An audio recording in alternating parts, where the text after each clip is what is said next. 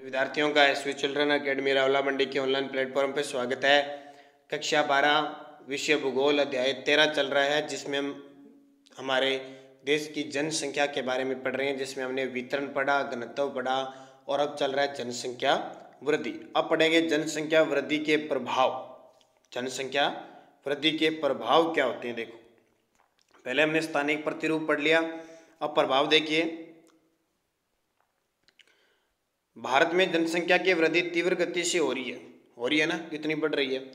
1901 में भारत की जनसंख्या 23.8 करोड़ थी, जो 1991 में बढ़कर 84.64 करोड़ हो गई। 2001 में 102.87 करोड़ और अब 2011 में 121.05 करोड़ हो गई। और अब 2021 में जनगणना अब स्टार्ट हो जानी थी। 2021-22 की जो गणना आएगी उसमें देख लेना 1 अरब 30 के ऊपर चली जाएगी। पृथ्वी पर हर छठा व्यक्ति भारतीय है, यानी हर छठा व्यक्ति भारतीय है। जनसंख्या में इस वृद्धि के परिणाम स्वरूप नियोजित आर्थिक विकास के सारे प्रयास निष्फल सिद्ध हो रहे हैं। भारत में शिक्षा का स्तर अभी भी बहुत नीचा है। देश में अभी भी लगभग 27% जनसंख्या वो शिक्षित नहीं है। 2011 की जनगणना के अनुसार भारत में साक्षरता का प्रतिशत है 73। स्त्रियों का साक्षरता अनुपात पुरुषों की अपेक्षा बहुत कम है। इसलिए तो एक योजना चलाई थी ना, बेटी बचाओ बेटी पढ़ाओ योजना, क्योंकि महिलाओं की स्थिति कमजोर थी। भारत में अधिकतर लोग रूढ़ियों और पुरानी परंपराओं से प्रभावित है, यानी पुरानी परंपराओं के हिसाब से चलते हैं। नए विचार अपनाने में इस प्रकार के लोगों को कठिनाई होती है। परंपराओं रूढ़ियों के प्रभाव में जब लोग जन्म निरोध के नए उपाय नहीं अपनाते और बच्चे पैदा होने के विरुद्ध कोई प्रयास नहीं करते, तब जन्म दर ऊंचे स्तर ही बनी रहना स्वाभाविक है। ग्रामीण भारतीय जीवन अभी भी धर्म की रूढ़ियों तथा अंधविश्वासों के वश में कहा जा सकता है। धार्मिक रूढ़ियों के विरुद्ध लोगों को समझना कठिन होता है। परंपराओं और रूढ़ियों के कारण सीधे सीधे लोग भी प्रकृति के विरुद्ध किया गया है। कोई अच्छा प्रयास अच्छा नहीं समझते। कोई प्रजनन के संबंध में लगभग यही भावना कार्य करती है। भारत में संयुक्त परिवार प्रथा विद्यमान है। संयुक्त परिवार में पैदा होने वाले बच्चों के भरण पोषण का दायित्व माता पिता पर न होकर संपूर्ण परिवार पर होता है। अतः बच्चा पैदा होने के विरुद्ध कोई व्यवस्था नहीं होती है। संयुक्त परिवार प्रथा विवाह की आयु के कम होने को भी प्रोत्साहित करती है। समाज में स्त्रियों का कम सम्मान भी भारत के बड़े आकार का कारण बनता है। समाज में स्त्रियों को बच्चा पैदा करने की मशीन समझ लिया जाता है तथा उसकी सुख सुविधा तथा कल्याण पर ध्यान नहीं दिया जाता। भारतीय समाज अभी बहुत हद तक ग्रामीण समाज, ज़्यादातर लोग ग्रामीण हैं। देश अन्य देशों की अपेक्षा यहाँ नगरीकरण कम हुआ है, यानी दूसरे अमेरिका वगैरह में तो सारे नगर ही नगर है, भारत में अभी तक ग्रामीण क्षेत्र पड़ा है। जैसे देखो, 2011 की जनगणना के अनुसार देश की 68.84% जनसंख्या गाँव में रहती है और शेष 31.16% जनसंख्या क्या है, शहरों में रहती है। आंकड़ा ध्यान रखना कितना, 68.84% गाँव में, 31.16% जनसंख्या नगरों में रहती है।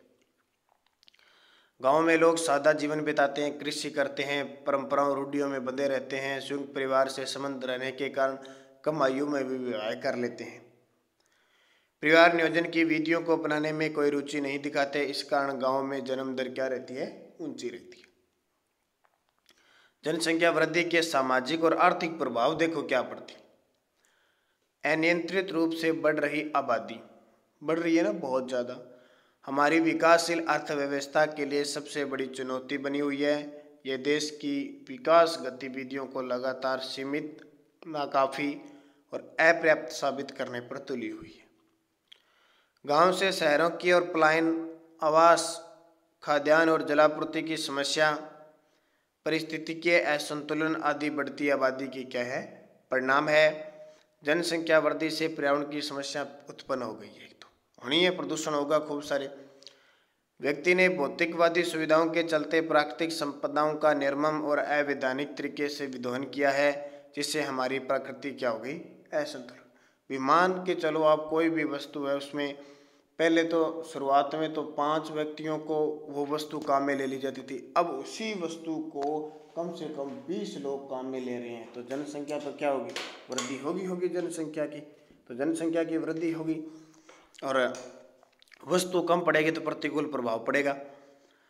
आवासीय समस्या हल करने के लिए कृषि योग्य भूमि पर मकानों का निर्माण अव्यवस्थित रूप में किया गया।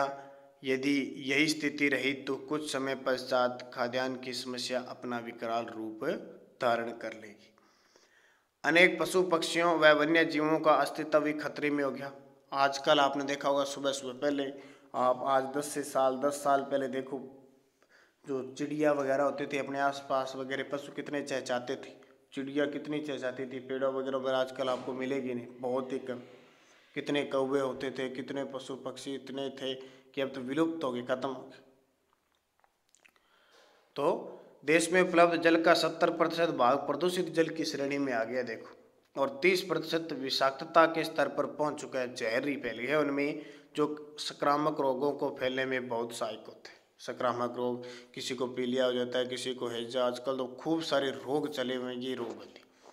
इससे 15 लाख बच्चों की प्रतिवर्ष मृत्यु हो जाती है।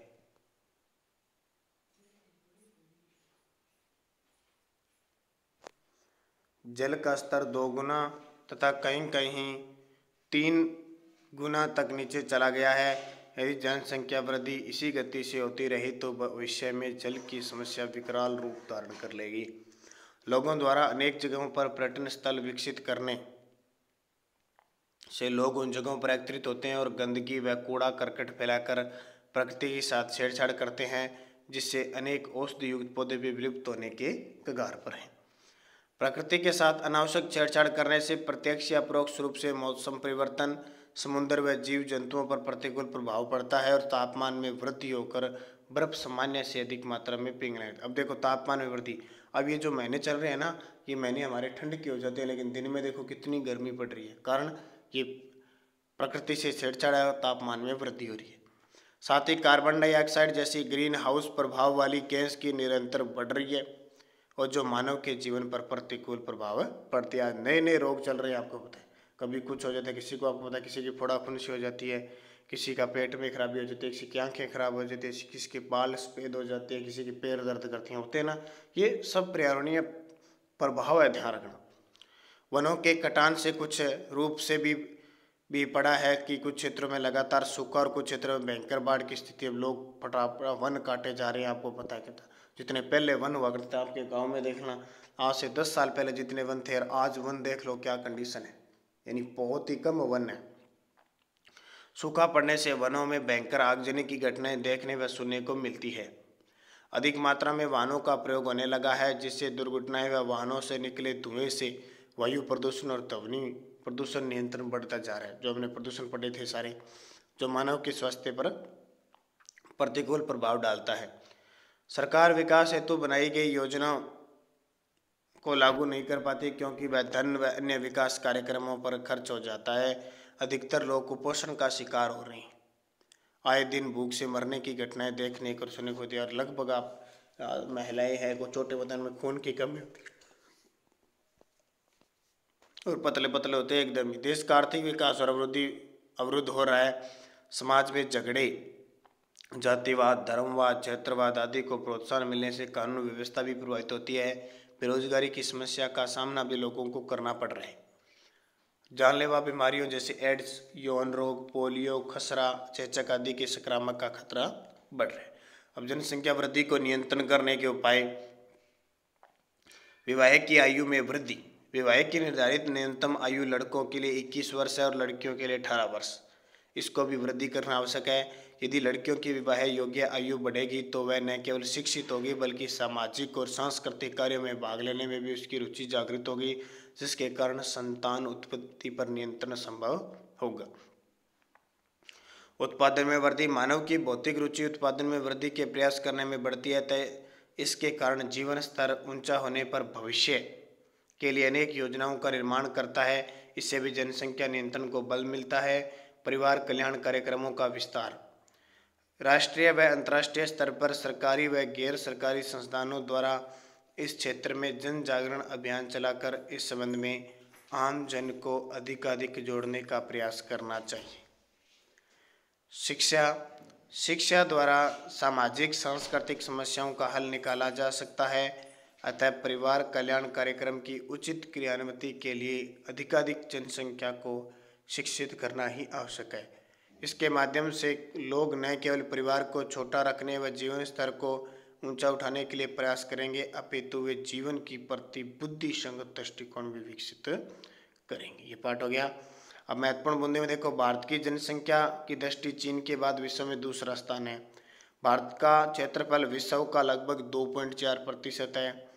भारत की कुल जनसंख्या देखो 1,21,19,03,422, जिनमें से 62 करोड़ के आसपास पुरुष और 58 करोड़ के आसपास महिला है।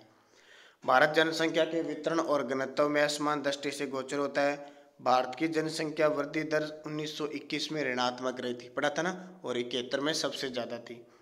भारत का औसत जनसंख्या घनत्व 2011 की जनगणना के अनुसार 382 व्यक्ति प्रति वर्ग किलोमीटर है। राज्य अनुसार भारत में पश्चिम बंगाल में सर्वाधिक जनसंख्या घनत्व 1029 है और केंद्र शासित प्रदेश में 11,297 दिल्ली का है। भारत में जनसंख्या वृद्धि दर 2001 और 2011 के काल में 17.64% रही है। अब देखो बेटा, निम्न में से किस जनसंख्या दशक में लिंगानुपात में भारतवर्ष में सबसे अधिक गिरावट दर्ज की गई? तो पढ़ा था अभी 1931 और पिछले 10 वर्ष के जनसंख्या वर्षों में न्यूनतम लिंगानुपात जिस जनगणना वर्ष में रहा। तुमने लिंगानुपात का लिस्ट नहीं पढ़ा था शायद, है ना? इसमें अच्छा सीधा दे दिया इसने, लिंगानुपात में वृद्धि तो दी नहीं इसने।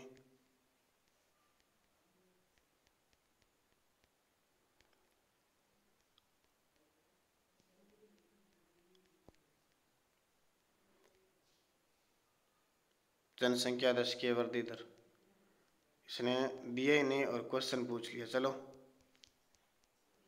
यहाँ जनसंख्या लिंगानुपात नहीं है, जनसंख्या वृद्धि है, ध्यान रखना, ठीक है। यहाँ लिंगानुपात में नहीं है, भारतवर्ष में गिरावट 1911 से 21, ठीक है। ये लिंगानुपात नहीं है, ध्यान रखना, जनसंख्या वृद्धि है, क्योंकि क्वेश्चन सीधा दे रखा है इसने।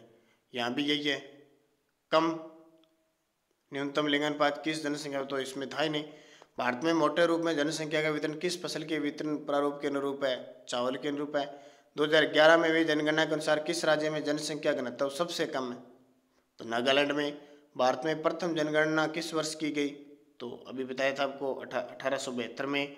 और जनसंख्या के महान जन विभाजक का वर्ष किसे कहते हैं? 1921 को। अंतिम 4 जनगणना किस वर्ष हुई? भारत में अंतिम 4 जनगणना किस वर्ष हुई? देखो, 11 में हुई, 2001 में हुई, 1991 में हुई, 1981 में हुई, ठीक है। 1981 में 2011 की जनगणना के अनुसार भारत में औसत जनघनत्व कितना है? तो 382। और भारत का सर्वाधिक जनसंख्या घनत्व वाला राज्य पूछे तो पश्चिम बंगाल, केंद्र शासित प्रदेश पूछे तो दिल्ली। और भारत में सर्वाधिक प्रतिशत जनसंख्या वृद्धि किसमें हुई है? मेघालय में हुई, ठीक है। 2011 के अनुसार भारत की कुल जनसंख्या कितनी है? तो 121 करोड़, यानी 1,21 करोड़। और भारत का कौन सा राज्य 2011 की जनगणना के अनुसार न्यूनतम घनत्व वाला है? नागालैंड। 2011 की जनगणना के अनुसार जनसंख्या की दृष्टि से भारत का कौन सा राज्य सबसे बड़ा है? उत्तर प्रदेश। और भारत में जनसंख्या वृद्धि सर्वाधिक किस राज्य की रही है? मेघालय की। और भारत का औसत जनसंख्या घनत्व कितना? 382 व्यक्ति प्रति वर्ग किलोमीटर। और 2011 की जनगणना के अनुसार जनसंख्या की दृष्टि से विश्व में भारत का कौन सा स्थान है? दूसरा। तो ये प्रश्न पढ़ लेना। और अभी आपका जल्द ही 10वीं क्लास के टेस्ट शुरू हो गए। जस्ट 10वीं क्लास के टेस्ट के बाद आपके टेस्ट शुरू होने वाले हैं, तो तैयार रहिए। जितना मैटर पढ़ा दिया उसको बढ़िया तरीके से पढ़िए, क्योंकि टेस्ट शुरू होते ही आपकी टेस्ट प्रक्रिया शुरू हो जाएगी। 10-20% आपको मिलने शुरू हो जाएंगे। तो ये पार्ट हो गया पूरा। कल हम अगला पार्ट पढ़ेंगे जिसका नाम होगा भारत जनसंख्या संरचना।